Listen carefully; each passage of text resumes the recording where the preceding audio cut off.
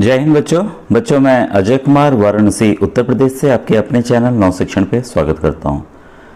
बच्चों आज से मैं NMMS 2024 यानी कि देखिए जो बच्चे इस समय NMMS 2023 में एग्ज़ाम देंगे वो 2024 के लिए एग्ज़ाम असल में दे रहे हैं, क्योंकि वो नेक्स्ट ईयर जब रिज़ल्ट आएगा तब वो अप्लाई करेंगे तो उनके खाते में छात्रवृत्ति आएगी।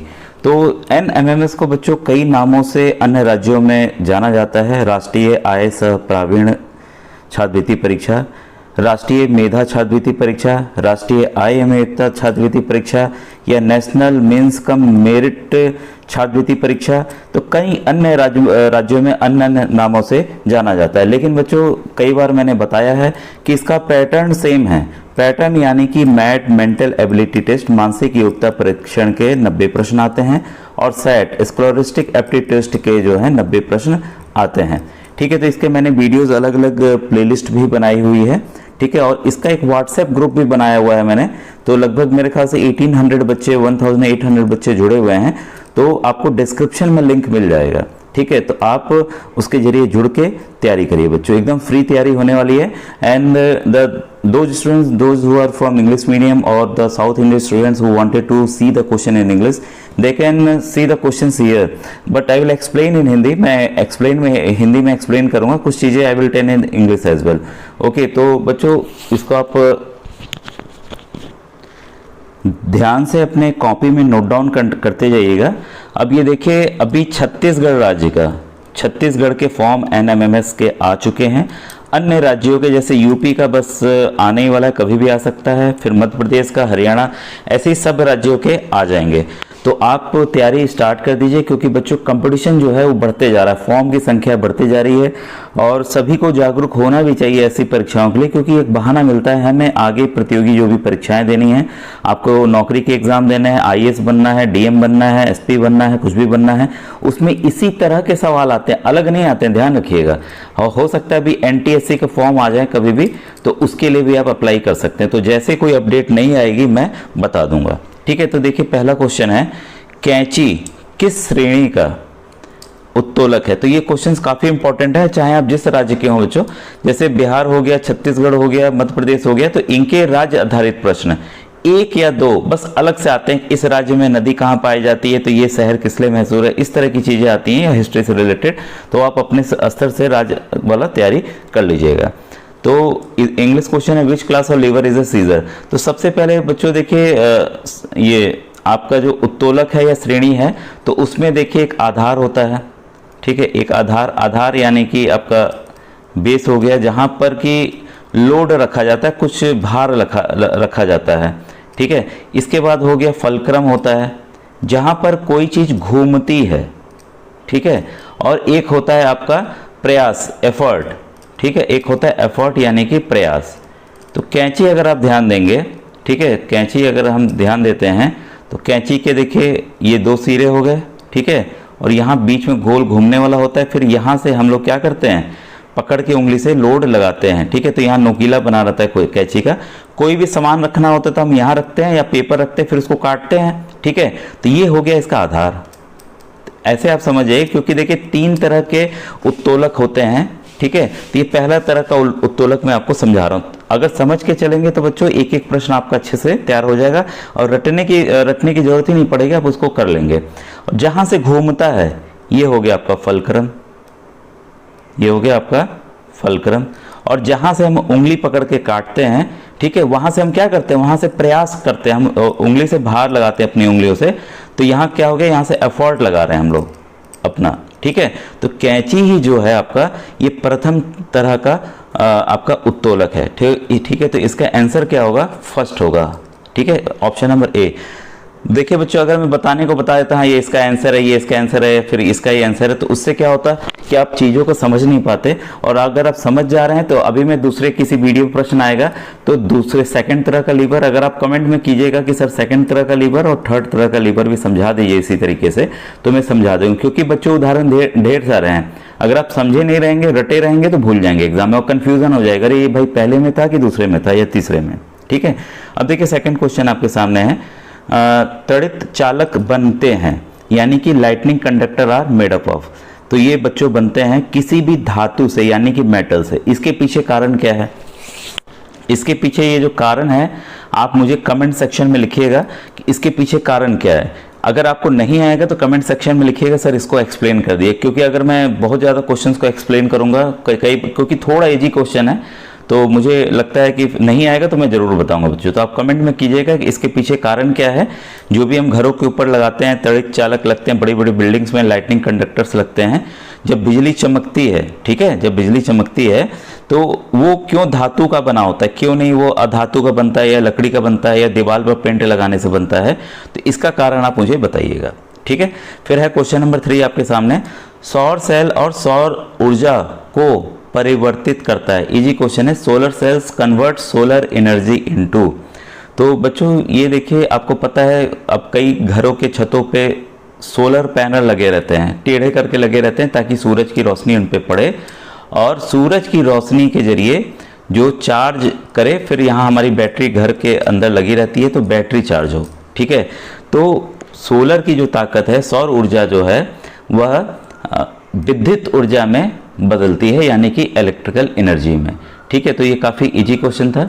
इसके बाद आइए क्वेश्चन नंबर 4 देखते हैं। क्वेश्चन 4 है कि यदि तांबे की विशिष्ट ऊष्माधारिता 386 जूल प्रति केजी प्रति डिग्री सेंटीग्रेड हो तो 100 किलोग्राम तांबे का ताप 10 डिग्री बढ़ाने के लिए आवश्यक ऊष्मा की मात्रा कितनी होगी। देखिए एकदम ये अलग तरह का क्वेश्चन है। If the specific heat capacity of copper is 386 joule per kg per centigrade, then how much amount of heat is needed to increase the temperature of 100 kg copper by 10 degree centigrade. ये बच्चों काफ़ी अच्छा प्रश्न है और अन्य राज्य के बच्चे भी देख लें, क्योंकि इस तरह के प्रश्न अब आपके भी राज्य में आ सकते हैं, क्योंकि फॉर्म की संख्या बहुत बढ़ने वाली है। तो जो परीक्षा पेपर सेट करने वाले हैं इसी तरह के कुछ अलग तरह के प्रश्न देंगे ताकि बच्चे उलझ जाएं, ठीक है। तो इसको मैं समझा देता हूं आपको। इसमें देखिए क्या पूछ रहा है कि कितने मतलब कि इसकी हीट कितना चाहिएगा, उसको कितना गर्म करना होगा, ठीक है। तो उसका फॉर्मूला होता है बच्चों, Q जो है अमाउंट ऑफ हीट रिक्वायर्ड होता है, ठीक है, कितनी उष्मा चाहिए बराबर होता है मास, वजन कितना है, गुणे ये टेम्परेचर में बदलाव, ठीक है, गुणे स्पेसिफिक हीट, ठीक है, यानी कि तांबे की विशिष्ट उष्मा, वो C हो गया, ठीक है। तो इसको आप ध्यान रखिएगा और यहाँ ध्यान रखिएगा ये जो मास है, यहाँ जो इसकी यूनिट है बच्चों किलोग्राम है, तो मास हमेशा किलोग्राम में होना चाहिए। तो यहाँ ऑलरेडी 100 केजी दिया हुआ है। दूसरी बात है कभी कभी देता है कि हम 20 डिग्री से इसको 90 डिग्री तक कर रहे हैं, तो डेल्टा टी का मतलब हो गया, ये डेल्टा हो गया, ये टी हो गया, इसका मतलब हुआ कितना तापमान में बदलाव आया। तो 90 में से 20 घटा लीजिएगा तो 70 आ गया। मैं इसलिए बता रहा हूँ ये सवाल बदल के भी आ सकता है, तो आप उसके लिए तैयार रहेंगे, ठीक है। तो मास यहाँ पर देखिए दिया हुआ है 100 किलो, तो केजी पहले से है, ठीक है। टेम्परेचर कितना बढ़ाना है, 10 डिग्री तक करना है, तो 10 हो गया क्योंकि यहाँ डायरेक्ट टेम्परेचर दे दिया है। और इसकी स्पेसिफिक हीट या विशिष्ट उष्मा कितना दे दी गई है, 386। तो अगर हम गुणा करते हैं 386 गुणे 100, तो ये ऑप्शन हमें नहीं दिख रहा है क्योंकि सब दशमलव में दिया है, तो इसको दशमलव में हम कन्वर्ट कर लेते हैं। यहाँ हम दशमलव डालते हैं तो 2 जीरो बढ़ जाएगा, तो हम 2 जीरो बढ़ा दें, ठीक है। 1 मिनट, हाँ, गुणे एक और होगा, ये 3 जीरो है ना, इसका 2 जीरो, ठीक है। तो 3.86 इंटू 10⁵ क्या हो गया, जूल आया। तो हम देखें भाई किस ऑप्शन में है ये वाला, 3.86 इंटू 10⁵। अब देखिए यहाँ बच्चों, देखिए कंफ्यूज करने के लिए, अगर आप कोई बच्चा जल्दीबाजी करेगा, अरे यही तो है, देखने में देखिए एक जैसा लग रहा है, 3.86 और 3.68 10⁵ जूल।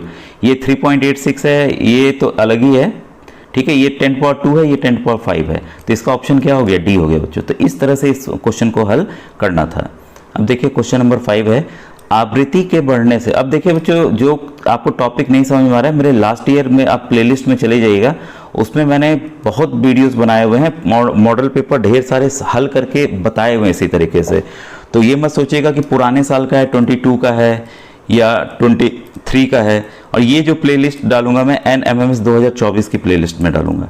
तो मेरे ख्याल से 400 वीडियोस हैं, तो सभी काम के अलग अलग मैंने बांटे भी हुए हैं, सेट के अलग, मैट के अलग, गणित के अलग, ठीक है, तो मैं धीरे धीरे बताते चले। और कोई भी टॉपिक अगर आपको अन्य टॉपिक पे जानकारी चाहिए हो तो आप कमेंट सेक्शन में लिखिएगा। अगर ज़्यादा बच्चे उस टॉपिक को लाइक करेंगे कि नहीं सर इस टॉपिक को हमें पढ़ना है, तो मैं एक पार्टिकुलर चैप्टर को ही पढ़ा दूंगा, ठीक है। तब बस आपको कमेंट करना है। फिर देखिए, आवृत्ति के बढ़ने से निम्न में से कौन बढ़ता है? On increasing frequency which of the following increases. तो बच्चों देखिए, जो फ्रिक्वेंसी होता है, जो हमारी आवृत्ति होती है, उसका डायरेक्ट संबंध जो है तारत्व से होता है, यानी कि पीच से होता है, ठीक है। आप मुझे बताइएगा, एक लॉयन शेर हो गया, ठीक है, और कई बार एग्जाम्पल दिया रहता है एक मच्छर हो गया, यानी कि मॉस्किटो हो गया, तो इनके पिच में, इनके तारत्व में क्या अंतर है? ये मुझे आप कमेंट सेक्शन में जा लिख के बताइएगा, ठीक है। तो आंसर मैंने बता दिया है, 5 का आपका है ए। अब ये देखिए क्वेश्चन है, स्वस्थ नेत्र के लिए सुस्पष्ट दृष्टि की न्यूनतम दूरी होती है, the minimum distance of distinct vision for healthy eyes. ये काफ़ी बार प्रश्न आए हुए हैं, कई प्रतियोगी परीक्षाओं में आते हैं। तो ये है बच्चों 25 सेंटीमीटर, ठीक है। क्लियर हो गया? मतलब वह न्यूनतम दूरी क्या है जिसपे हमें आंखों से साफ साफ स्पष्ट दिखेगा। आप किताब के पास एकदम आंख उस पर अंदर ले जाइए, आपको साफ दिखेगा ही नहीं, थोड़ा धुंधला दिखेगा। अब देखिए, ये जो है 1 kgf 1 किलोग्राम जो फोर्स है, भार है, वो तुल्य होता है, वो किसके बराबर होता है? तो बच्चों ये बराबर होता है 9.8 न्यूटन के बराबर, ठीक है। तो इसका आप ध्यान रखिएगा, जो हम ग्रेविटी लेते हैं 9.8, तो वही चीज़ है, उसको न्यूटन में फोर्स में दिखा दिया गया है, ठीक है। तो 7th का सी है। तो ये टेक्निकल क्वेश्चन है, इसको आपको थोड़ा सा याद करना पड़ेगा। इसके बाद है, यदि कोई परावर्तित किरण आपतित किरण के साथ समकोण बनाती है तो आपतन कोण का मान है। If the refracted ray makes right angle with the incident ray then the value of angle of incidence is. तो बच्चों, ये प्रश्न मैंने काफ़ी बार बताया हुआ है। ये कह रहा है, ये देखिए आपका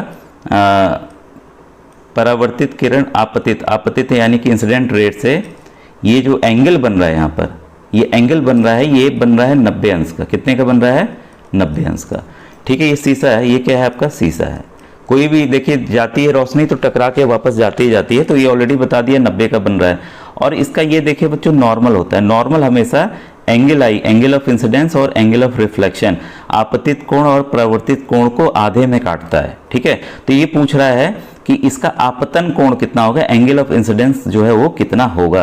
तो हमें कुछ नहीं करना है, 90 को क्या करना है, बराबर भागों में बांट रहा है तो 2 से भाग दे दीजिए। 2 से भाग दे देंगे, कितना आ जाएगा? 45 डिग्री, ठीक है। तो ये इजी क्वेश्चन था, कॉन्सेप्ट आपको पता होना चाहिए था। The answer is D here, okay. फिर आइए क्वेश्चन नंबर 9 देखें। आकाशीय दूरी मापने के लिए निम्न में से कौन से मात्रक का उपयोग किया जाता है? काफी इंपॉर्टेंट क्वेश्चन है, किसी भी राज्य में कई राज्यों में आया हुआ है, आपके भी राज्य में आ सकता है।